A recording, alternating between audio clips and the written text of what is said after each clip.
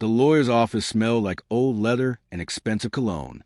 I sat across from Mr. Henderson, my great-uncle's estate attorney, staring at the documents he'd just slid across his mahogany desk. My hands trembled as I read the words for the third time. "I don't understand," I said, looking up at him. 1,000 acres?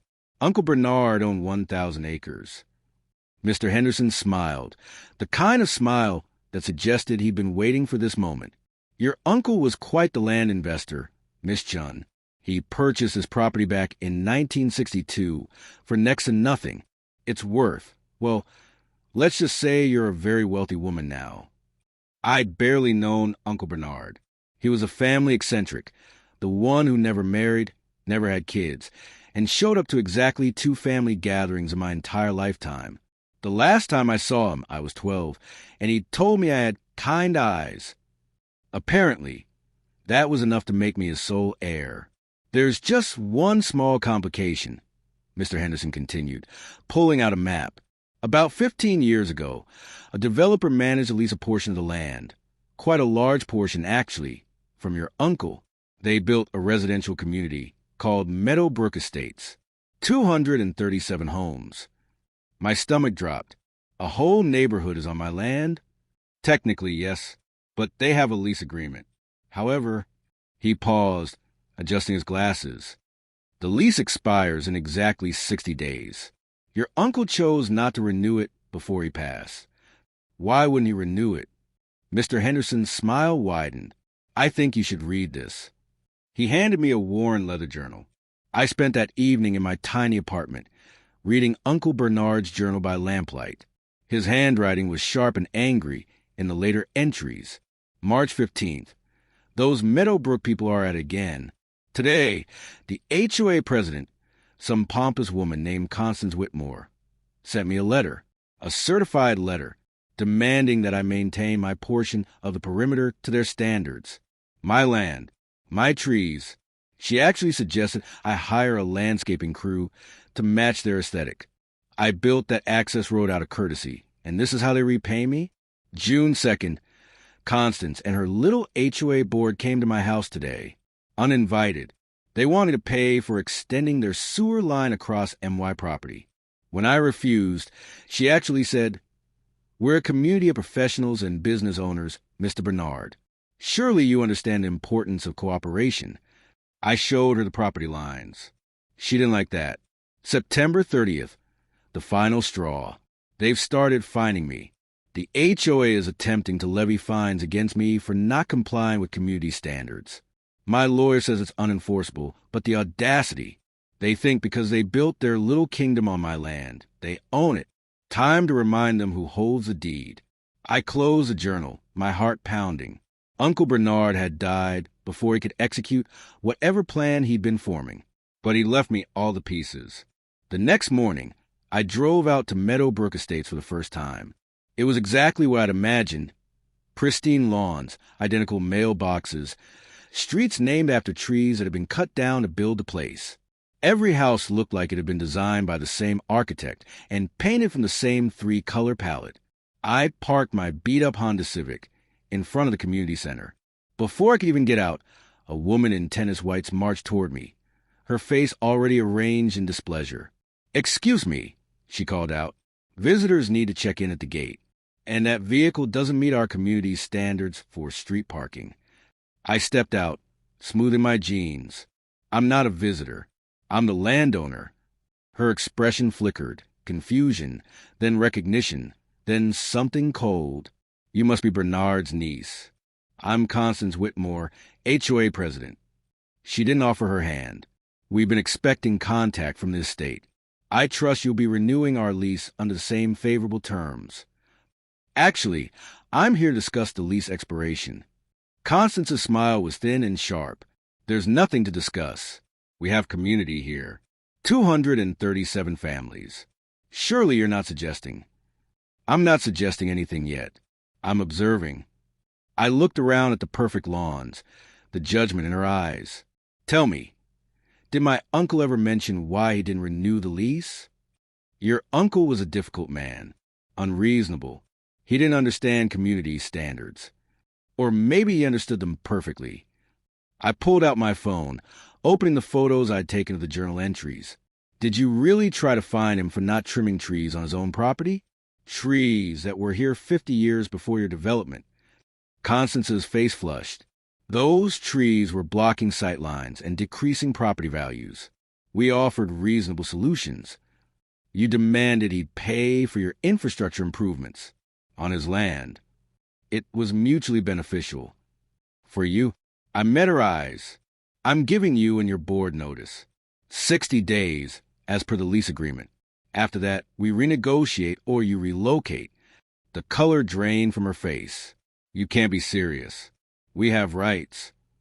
You have a lease. Had a lease. Read the terms, Mrs. Whitmore. The next 60 days were spectacular chaos. Constance called an emergency HOA meeting, which I attended uninvited.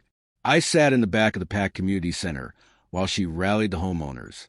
This outsider wants to destroy our community, she declared. She has no understanding of what we've built here, the standards we've maintained. The standards you try to force on my uncle? I stood up, and every head turned. The same uncle whose land you're living on? Let's talk about standards, Mrs. Whitmore. I've spent the last month reviewing everything. The documented harassment, the attempted illegal fines, the demand for infrastructure payments. A man in the front row stood. Now wait just a minute. We paid good money for these homes. To a developer who leased my land. Did any of you actually check who owned the property? Did your real estate agents disclose that this was leased land with an expiration date? The silence was deafening. I thought not. I walked to the front, holding up the folder I prepared. Here's what's going to happen. I'm offering a new lease. 30 years. Fair market terms. But there are conditions. Constance sputtered. Conditions? You think you can dictate? I own the land, Mrs. Whitmore. Yes, I can dictate. Condition 1. The HOA will not, under any circumstances, attempt to enforce rules on property outside your development. That includes the surrounding forest, the access roads, and the old homestead where my uncle lived. Murmurs rippled through the crowd. Some nodded. Constance looked apoplectic.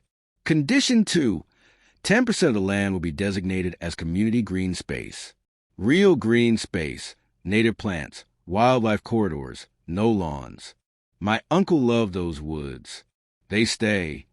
A woman in the middle raised her hand. That actually sounds lovely. Constance whirled on her. Barbara, you can't be serious. Condition 3, I continued, louder now. The HOA will establish a community fund for maintenance and improvements, but you'll handle your own infrastructure. No more demanding property owners foot your bills. And if we refuse? Constance's voice was shrill. I smiled Uncle Bernard's smile. Then in 60 days, I sell to a developer friend of mine. He builds industrial parks, warehouses, distribution centers. I believe he mentioned something about a 24-hour trucking depot. The room erupted. Constance tried to shout over the chaos, but she lost them. People were actually reading the lease terms I'd handed out, seeing the fairness in it, seeing the alternative. A middle-aged man approached me afterward. I'm Robert Chun, no relation, I assume. He smiled. I'm on the HOA board. Constance doesn't speak for all of us. Your terms are more than fair. We'll vote on it next week. The vote was 187 to 50 in favor of the new lease. Constance resigned the next day, moving to a gated community 2 towns over where I heard she immediately joined their HOA board. 6 months later, I stood in what was now officially Bernard Chun Memorial Forest, watching kids from Meadowbrook Estates explore the nature trail I'd built. The community had transformed. The green space became a point of pride. People actually talk to each other now, united by something other than lawn regulations. I kept Uncle Bernard's house, visiting on weekends. The new HOA president, Robert, stopped by one Saturday with fresh coffee and pastries. Thought you might want to see this, he said, handing me a photo. It showed the old oak tree at the forest entrance with a plaque.